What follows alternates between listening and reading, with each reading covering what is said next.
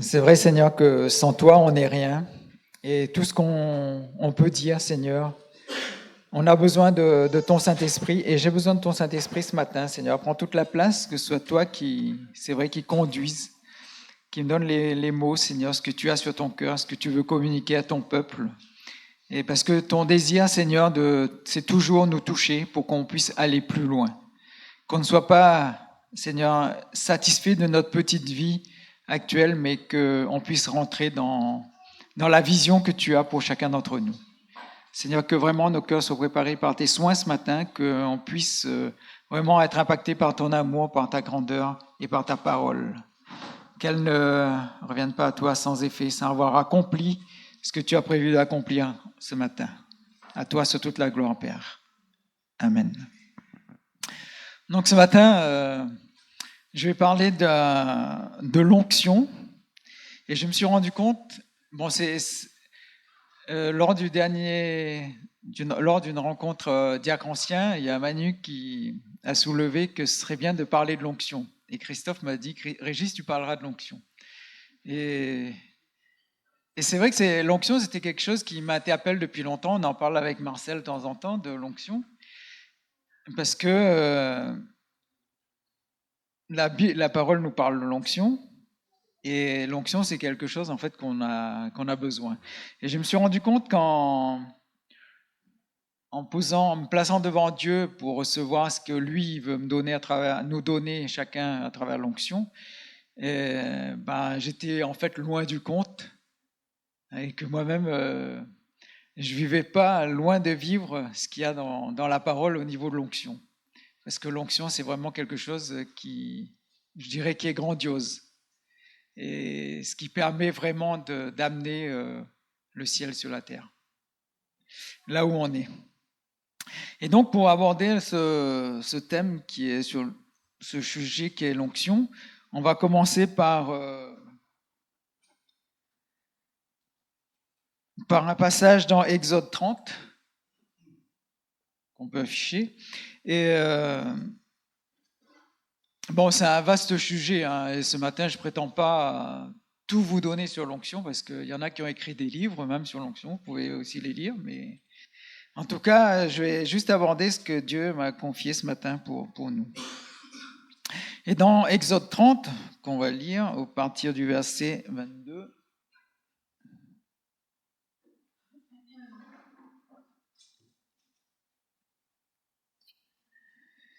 l'Éternel parla à Moïse et dit, « Prends des meilleurs aromates, 5 cycles de myrrhe, de celles qui coulent d'elles-mêmes, la moitié, soit 250 cycles de cinnamome aromatique, 250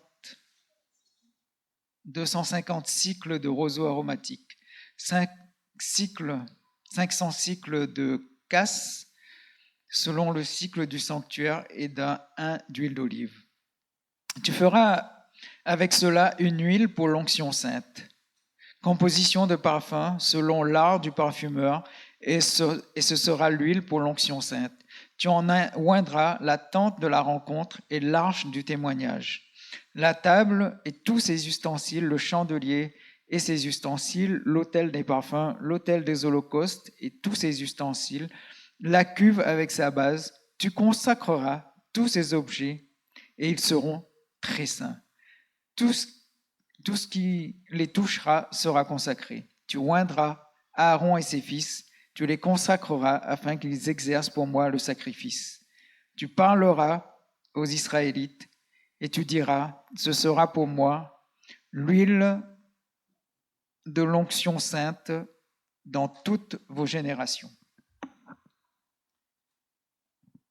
Donc on voit dans ce passage que l'huile est fabriquée selon les instructions de l'Éternel pour consacrer les objets qui vont être utilisés pour le service du culte à Dieu. Et même les personnes, donc Aaron et ses fils, sont aussi consacrés et sanctifiés pour le service de Dieu. Donc on voit dans ce passage qu'il y a une notion de consécration et de sanctification. Donc l'huile sera utilisée aussi pour la guérison des lépreux, pour établir les sacrificateurs, les rois, les prophètes. Et là, on va lire dans 1 Samuel 16, le passage, Samuel 16 à partir du verset 12. Ésaïe l'envoya chercher, or il était blond, avec des beaux yeux et une belle figure. L'Éternel dit à Samuel, « Lève-toi, oins-le, car c'est lui. » Samuel prit la corne d'huile et l'oignit au milieu de ses frères. Donc on voit là, dans ce passage, c'est le Dieu qui demande à Samuel de oindre David comme roi.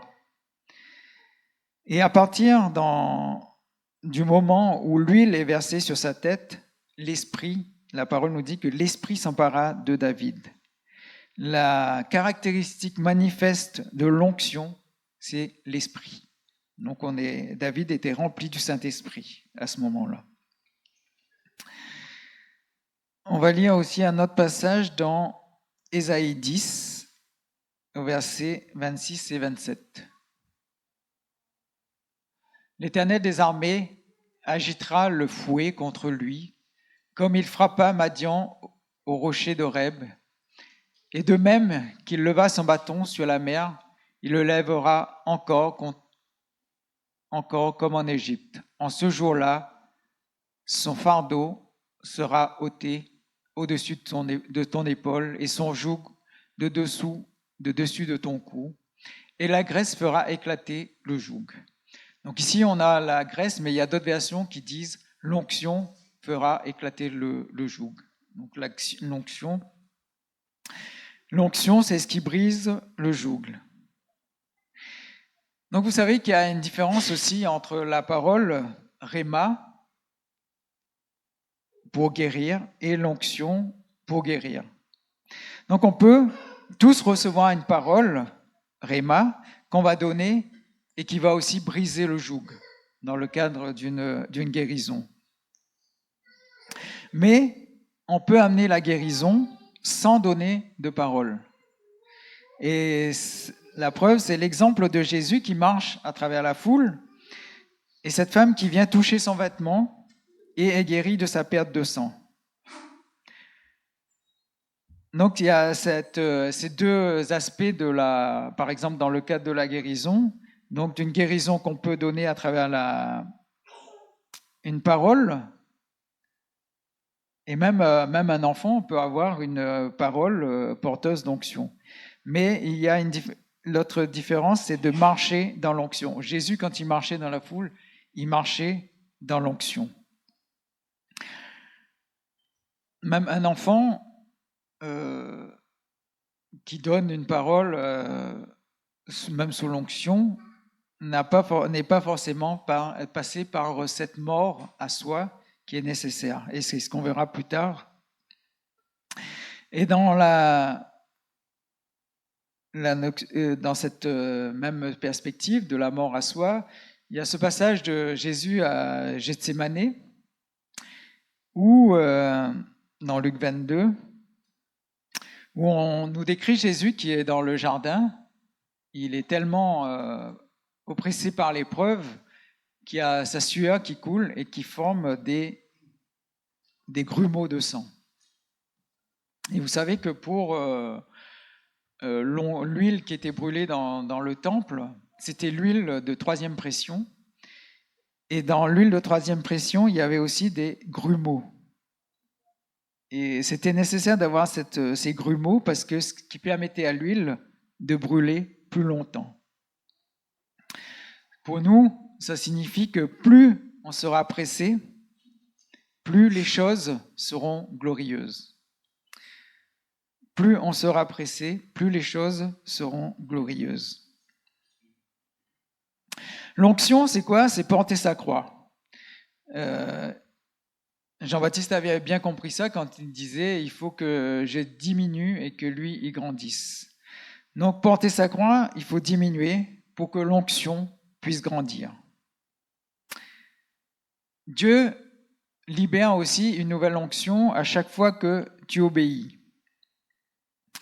Quand Dieu te dit de faire quelque chose, moi je prendrais un domaine que je connais bien, par exemple l'évangélisation des rues.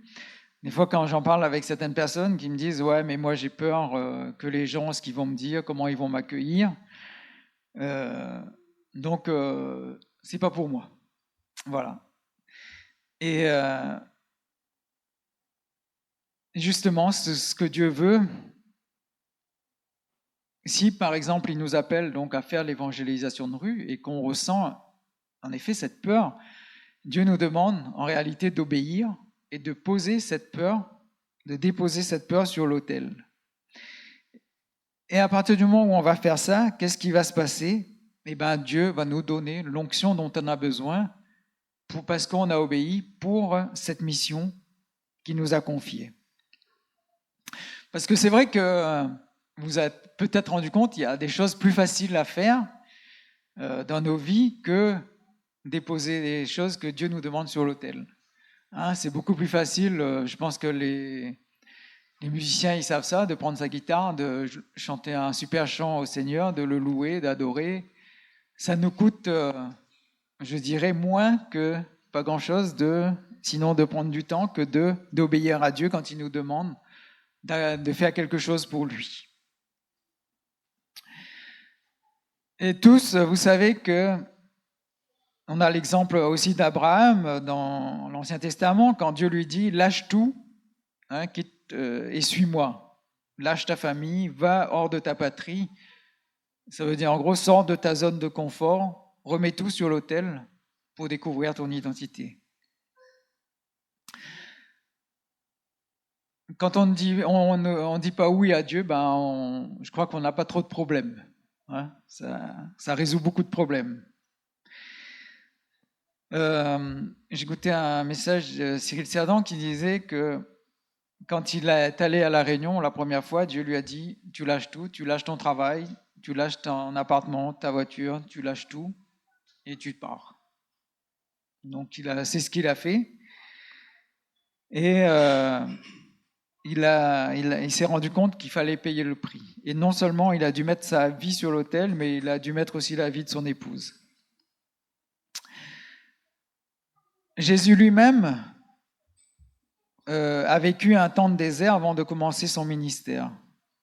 Pourquoi on doit passer par un temps de désert pour vivre ce que Dieu auquel il nous appelle? Parce qu'en fait, dans tout ce qu'on va lire, c'est que tout ce que je vais dire ce matin, c'est que Dieu, quand il nous appelle, c'est pour une mission. Vous savez tous qu'on a été créé sur cette terre pour une mission. On n'est pas là pour peupler la terre juste, mais on est appelé pour une mission. Jésus, il est venu sur cette terre pour une mission, donc donner sa vie pour chacun d'entre nous, pour qu'on ait cette relation qu'on avait perdue avec notre Dieu, notre Père. Et il a commencé, après son baptême où il a été rempli du Saint-Esprit, il n'est pas allé directement sur le champ missionnaire, il est allé dans le désert. Et le désert est nécessaire dans nos vies pour nous apprendre à nous détacher de nos appuis terrestres, pour apprendre à compter sur la puissance de Dieu et sa fidélité. Donc ça, c'est important de le savoir. Si on vit des moments de désert, il ne faut pas mettre en doute l'appel qu'on a reçu, mais chercher dans ces moments de désert ce que Dieu veut nous donner. Et entre autres, c'est ça, c'est nous libérer de nos appuis terrestres. Parce que notre tendance, c'est quand même nous appuyer sur notre confort, ce qu'on a, nos capacités humaines aussi mais Dieu veut autre chose, c'est nous apprendre à le connaître lui et à nous apprendre à nous appuyer sur sa puissance, sa fidélité. Et donc ce matin, on a déjà lu ce passage, mais on va le relire, c'est dans Luc 4, 18, où Jésus justement lui-même nous parle de l'onction.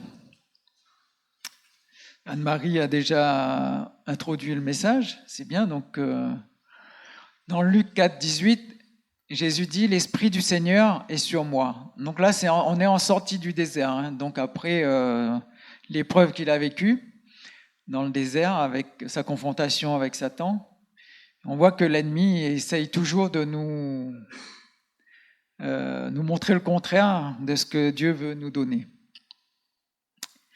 L'Esprit du Seigneur est sur moi parce qu'il m'a oint pour annoncer une bonne nouvelle aux pauvres. Il m'a envoyé pour guérir ceux qui ont le cœur brisé, pour annoncer la bonne nouvelle aux pauvres. Il m'a envoyé pour proclamer aux captifs la délivrance et aux aveugles le recouvrement de la vue, pour envoyer libres les opprimés, pour proclamer une année de grâce du Seigneur. Voilà, donc ça c'est le passage où Jésus lui-même nous parle de l'onction.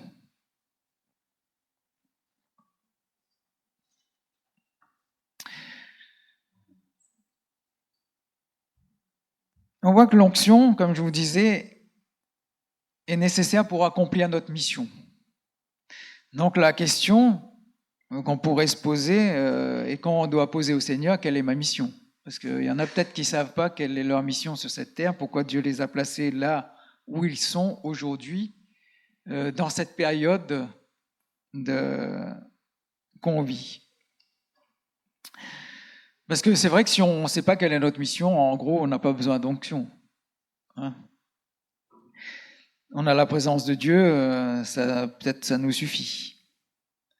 Mais à partir du moment où tu obéis, Dieu t'équipe. Et l'équipement qu'on a besoin, c'est l'onction. Dans Jean 2,20, la parole nous dit qu'on a tous une mesure d'onction. Et plus tu vas mourir à toi-même, plus tu vas laisser vivre Christ. C'est pour ça que Paul nous dit, ce n'est plus moi qui vis, c'est Christ qui vit en moi.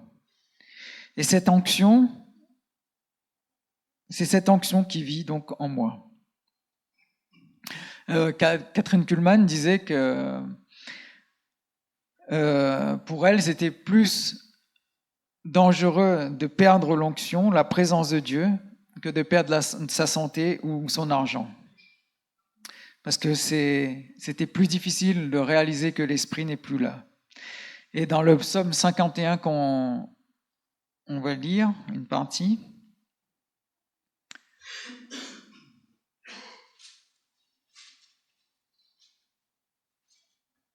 le psaume 51, je crois qu'on ne va pas tout lire, le psaume 51.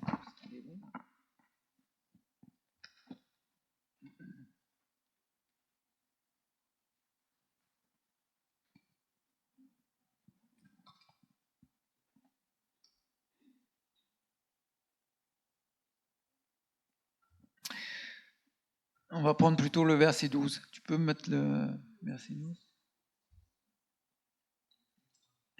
Donc le psaume 51 au verset 12, David crie à Dieu, il dit « Ô Dieu, crée en moi un cœur pur, renouvelle en moi un esprit bien disposé, ne me rejette pas loin de ta face, ne me retire pas ton Esprit Saint. »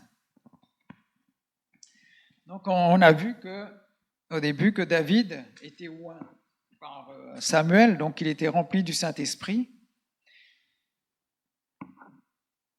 Et David, donc là c'est l'épisode où il avait péché avec Bathsheba, et David réalise une chose, que cette désobéissance peut lui coûter la présence du Saint-Esprit. Et pour lui, on voit dans son cri qu'il n'y avait rien de plus terrible de perdre la présence de Dieu, de perdre la puissance de Dieu, de perdre cette onction. D'ailleurs, il l'avait expérimenté lui-même à travers Saül, qui avait désobéi à Dieu, à qui Dieu a enlevé son onction et chez qui un esprit méchant est venu habiter. Donc si le Saint-Esprit te quitte, tu deviens une coquille vide, faible, sans défense, impuissante. Et moi, cette question m'a interpellé aussi en lisant ce passage, à me dire, est-ce que je vis la présence de Dieu aujourd'hui ou je vis toujours sur l'onction d'hier ? Et c'est une question, je crois, essentielle. Du coup, le Seigneur m'a interpellé, m'a dit, mais chaque jour, tu as besoin de mon onction, de mon esprit, d'être rempli pour vivre ton quotidien. Donc, il faut savoir que l'onction n'est pas réservée au ministère uniquement. Si je veux marcher dans la victoire et voir la puissance de Dieu dans ma vie, ça doit être une prière quotidienne. Saint-Esprit, remplis-moi de ton onction aujourd'hui pour glorifier mon Père. Donc on voit dans tout ça, dans tout ce qu'on lit, dans tout ce qu'on a vu là dans ces passages, que l'onction est loin d'être un concept. Elle doit être l'essence même de la puissance de Dieu, de la présence de Dieu agissante dans nos vies. Donc l'onction, c'est quelque chose qui dépasse la force, l'intelligence, la sagesse ou la capacité humaine. C'est ce qui va faire la différence entre une vie naturelle et une vie surnaturelle, entre une vie ordinaire et une vie extraordinaire. Sans l'onction, on sera faible, inefficace, incapable d'accomplir le but de Dieu, incapable d'accomplir notre mission.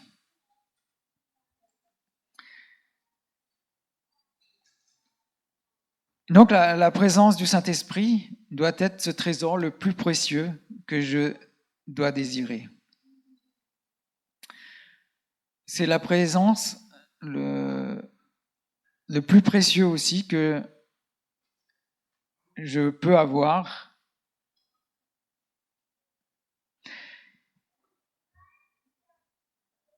Parce qu'on doit réaliser que sans cette présence, sans cette puissance, on n'est rien.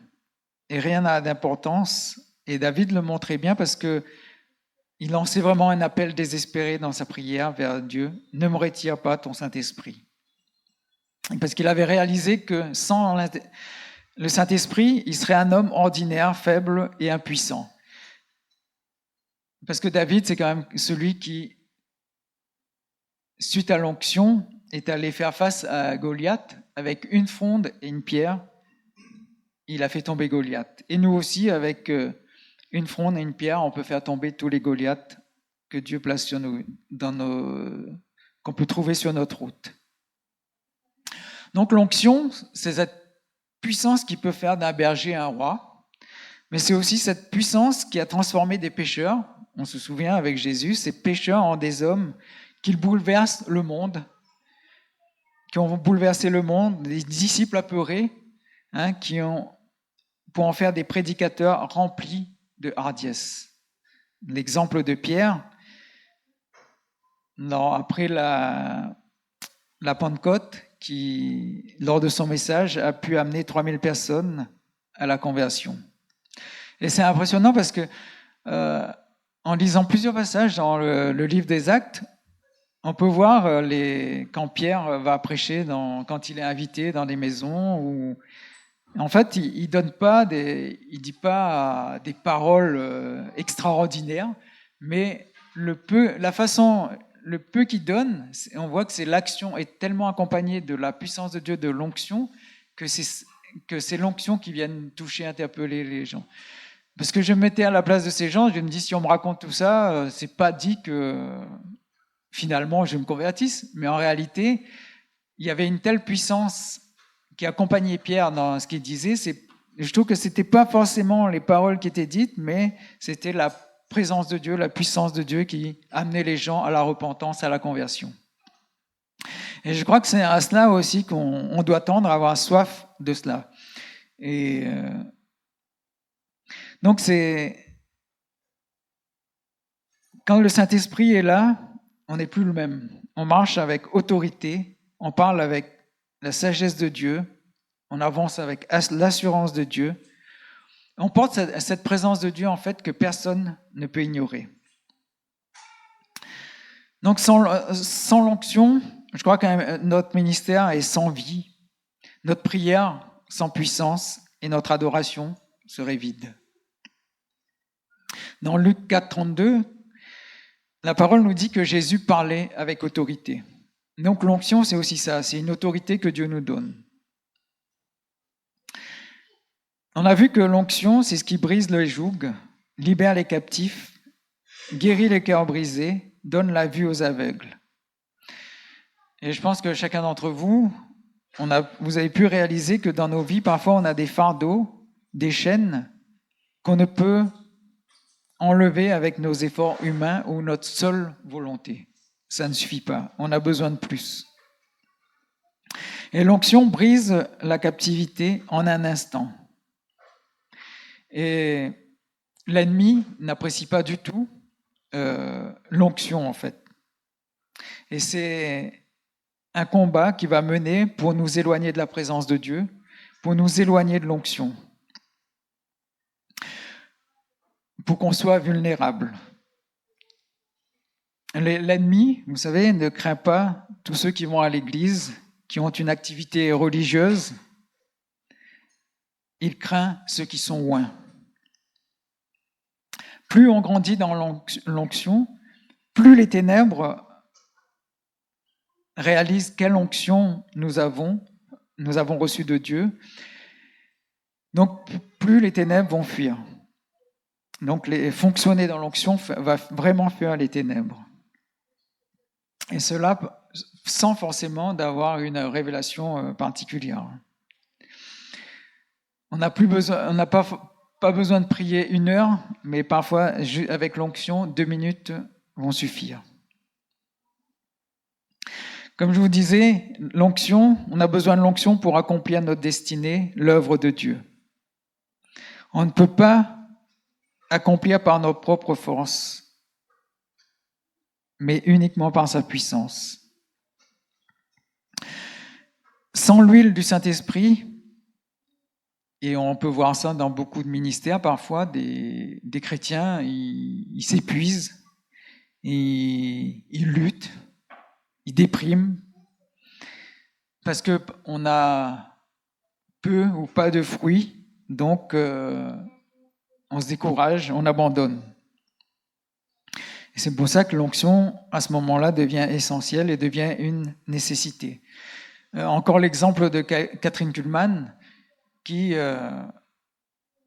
lorsqu'elle faisait des rencontres, des réunions où elle annonçait le royaume de Dieu, elle disait qu'elle pouvait passer toute la nuit, enfin une bonne partie de la nuit, à prêcher, à apporter ce que Dieu lui donnait, donc les révélations de Dieu, le royaume de Dieu, sans être fatiguée. Elle était sans cesse renouvelée par la présence de l'onction de Dieu.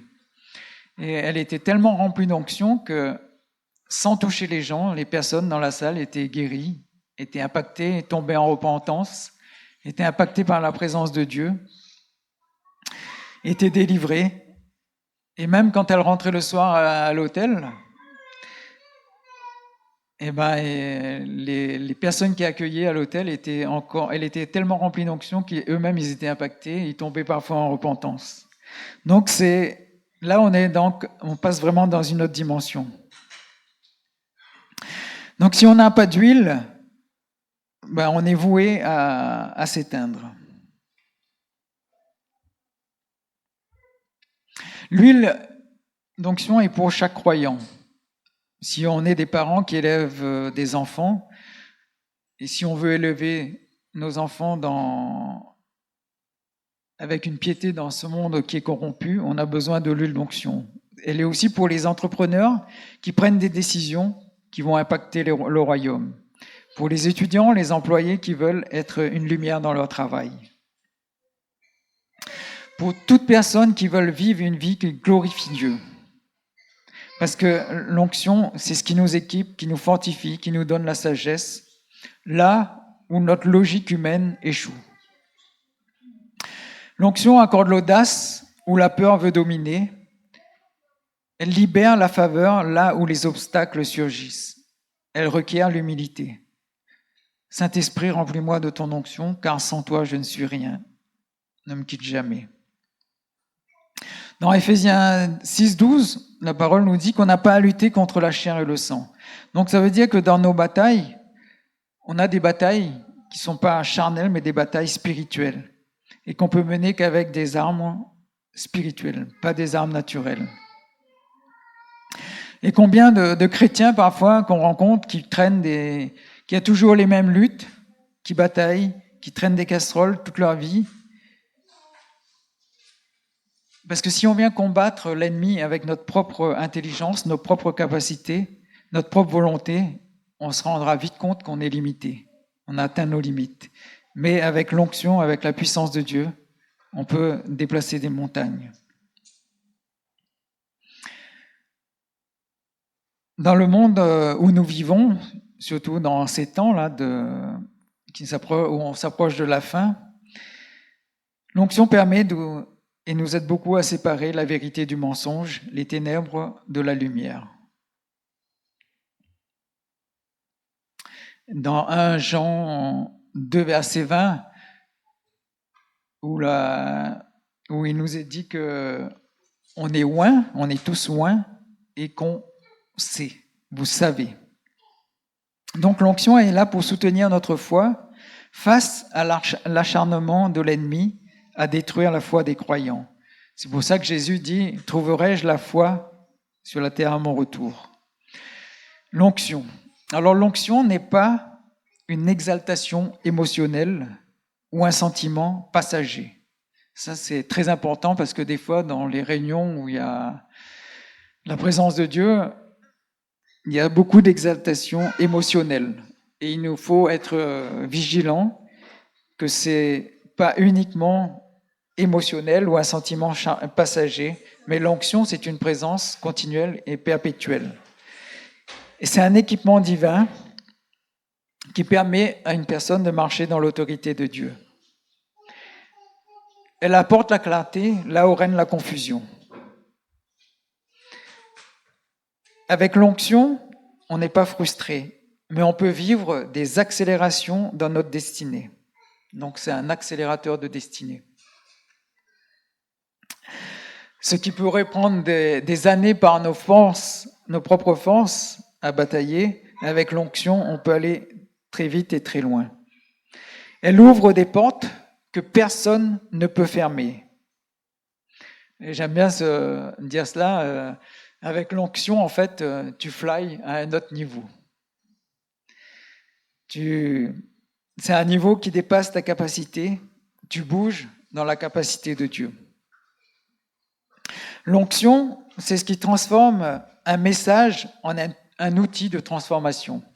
Et ça, c'est ma soif. Quand je donne des messages, que ce ne soit pas juste un message, mais un outil de transformation. C'est-à-dire que sous l'onction, la puissance de l'onction, ça va impacter directement nos vies, directement nos cœurs, et c'est un outil qui va transformer nos vies. C'est-à-dire qu'on ne sera plus le même en sortant de la salle. L'onction, c'est aussi ce qui fait d'un chant ordinaire un chant de délivrance. Et ça, c'est une dimension aussi que on doit tous rechercher quand on est dans la louange. Et Cyril Cerdan donnait un exemple aussi qui était frappant. C'était quelqu'un d'une église et qui était conducteur de louange et qui est venu à une de ces réunions. Et rien qu'en entrant dans la salle, elle était fracassée par l'onction de Dieu qui était là. Et quand elle est retournée dans son église, dès le premier chant, ils sont tous tombés par terre, tellement elle est revenue avec l'onction qu'elle avait reçue lors de ce temps où Dieu l'avait touchée. Donc elle est passée dans une autre dimension. C'est plus qu'un chant donc ordinaire. L'onction permet de prier avec puissance et autorité. Elle permet de marcher dans la plénitude de Dieu dans toute notre vie.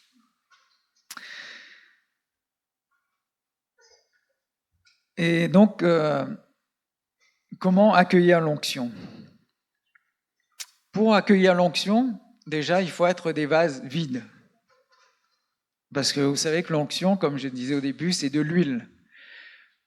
On verse l'huile dans des vases. Si tu viens devant Dieu, on vient devant Dieu, tout rempli, plein de toi-même, plein de tes capacités, plein de ton talent, de tes envies, de ton intelligence, de ton confort, de ta petite vie tranquille, Dieu ne pourra pas te remplir de son huile.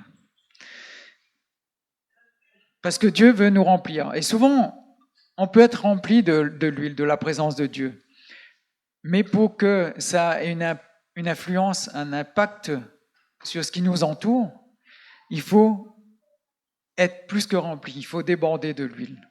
Si on ne déborde pas, si on est rempli juste avant, ça reste en nous.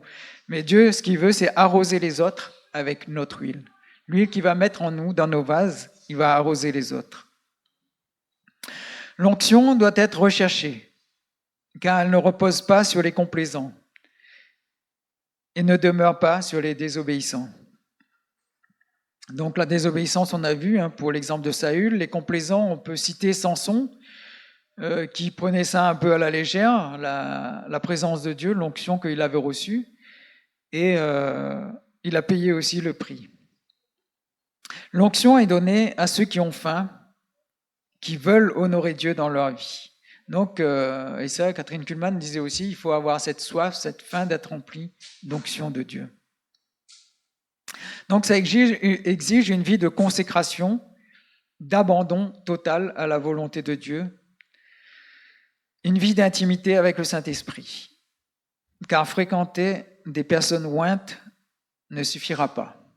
Parce qu'il y a des gens comme ça qui ont effectivement soif de l'onction, mais qui vont de conférence en conférence pour avoir des personnes, pour être oints par des personnes qui sont ointes. Et elles sont ointes, re-ointes et re-re-ointes, mais au bout de 40 ans, ça n'a pas beaucoup bougé. Donc là, il faut se poser des questions. Donc ça veut dire qu'on n'est pas... On peut effectivement recevoir aussi mais ça ne suffit pas, il faut aussi nous-mêmes chercher Dieu, passer du temps avec Dieu et vivre une vie d'intimité avec le Saint-Esprit. Donc on revient toujours à la même chose, pour être rempli, il faut passer du temps avec Dieu et rechercher, avoir soif de cette onction et connaître aussi quelle est notre mission, comme j'avais dit avant. Et dans l'onction, Catherine Kuhlman disait aussi que dans sa vie, elle n'avait pas beaucoup d'amis. L'onction a tendance un peu à nous isoler aussi. Parce qu'on passe beaucoup de temps avec Dieu, beaucoup de temps dans la présence de Dieu. Je crois qu'elle disait que une main, il y avait trop de doigts déjà pour compter les amis qu'elle avait. Donc, ça veut dire il y avait une vie aussi de consécration, d'abandon vraiment au Seigneur. Et donc, ça a un prix, il y a toujours un prix à payer. Il y a un coût. C'est une vie où on voit Dieu à l'œuvre, il y a un coût. Donc, il faut aussi prendre en considération. Et ça, souvent, on n'est pas prêt à payer le prix. L'onction grandit en fonction de ce que tu sèmes.